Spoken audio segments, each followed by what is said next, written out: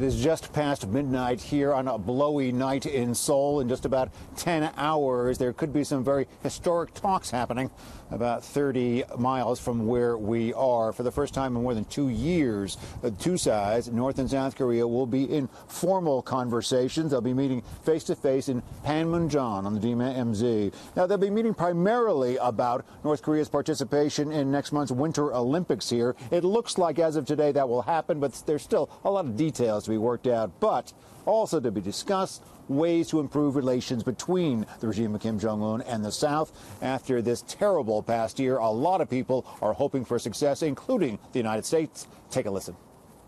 President Trump himself, from the beginning, has said he would talk to Kim Jong-un, and he's recently reaffirmed that and said, I'll get on the phone with him.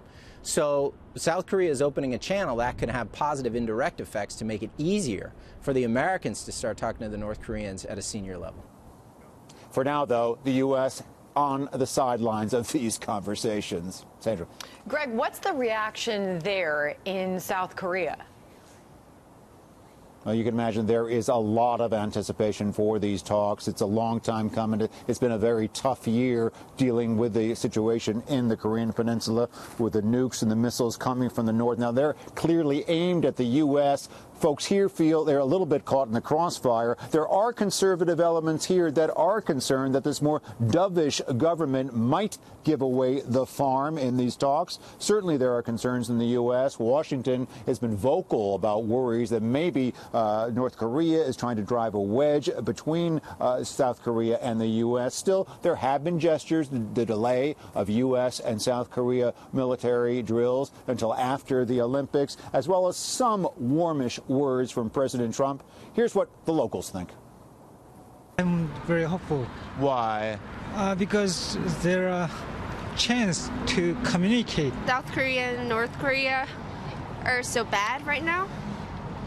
And if they talk so, maybe we could get better.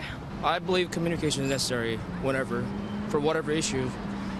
And even Trump is supporting the issue right now, from what I know. By the way, Monday was the birthday, we believe, of Kim Jong-un. We think he's 34, but there was no celebration there. There hasn't been celebration, perhaps because of the confusion over his age. Certainly some kind of success in these talks. Well, that would be a belated birthday present.